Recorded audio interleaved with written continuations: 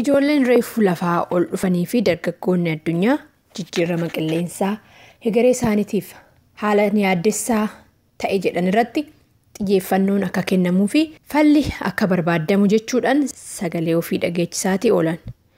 Guyyaa tokko keessatti biyyoota 150tti hiriirri wal fakkaatu gaggeeffame.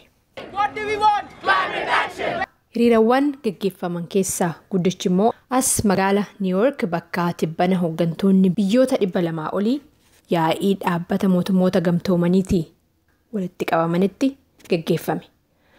Walgahiin hooggantoota addunyaa odoon jalqabinis dura intalli waggaa 16 fi lammii Siwiidin taate anfaalama qilleensaa mormuudhaan beekamtu Greta Thunberg Youth Climate Assembly yookanis immoo gumii haala qilleensaa dargaggootaa achuma mootummoota gamtoomanitti yeroo duraatii gaggeeffame haasahan bante. We are united and that we young people are tokkummaadhaan hojjenna. Nuyi dargaggoonni warra duubatti deebinuu miti. Namni nu dhaabu tokko hin jiru.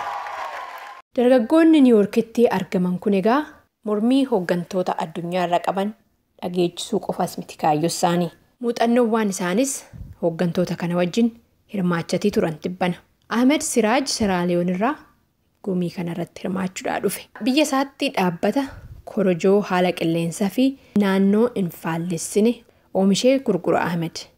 Deforestation is one of the biggest problems. Akka inni jedhutti bosona mancaasuun rakkina ijoo mudachaatii jiru. Kanaafis mala haala qilleensaa hin faallessinee fi muka hin fayyadamneen korojoo oomishuudhaan gurgura Ahmed. Chuchubii fi gareen isaa immoo Chaayinaa irraayi. Isaanis kittaa yookaan tiishartii akkasumas korojoo kooddaawwan pilaastikii namoonni fayyadamanii gatanirraa hojjetan. Haayilaandii bishaanii 13 fayyadamneet tiishartii kana hojjennee jedhan. Jijjiirama qilleensaa hambisuudha waanuma uumaan nuu kenne irratti xiyyeeffachuutu falaa jettu immoo shamarree waggaa 17 Brazil irraa hirmaatte Amaandadha. Just if we leave the forests and don't destroy them, we already have so many benefits and if we work to Bosonatti tuttuqaa baay'isuu odoo dhiisnee suni mataa isaatiin bu'aa baay'ee qaba. Bosona kunuunsutu falaa jette. Dargaggoonni kun mormii qaban dhiheessanii akkasumas immoo muuxannoo isaanii irratti hundaa'uudhaan hiikoo dhiheessuu dabalatee ergaa biraarree qabataniiti. Dhaabbata mootummoota gamtoomanitti an argaman. Youth are the future. Period. Dargaggoonni hegereedha. Kanuma jedhan. Hegereen keenya balaadhaaf saaxilameera. Saniifis amma murteen kennameetoo gara hojiitti akka seennamu gaafachaatii jirraa jedhan. Hirmaattuun an biraan moo akkana jette. Now.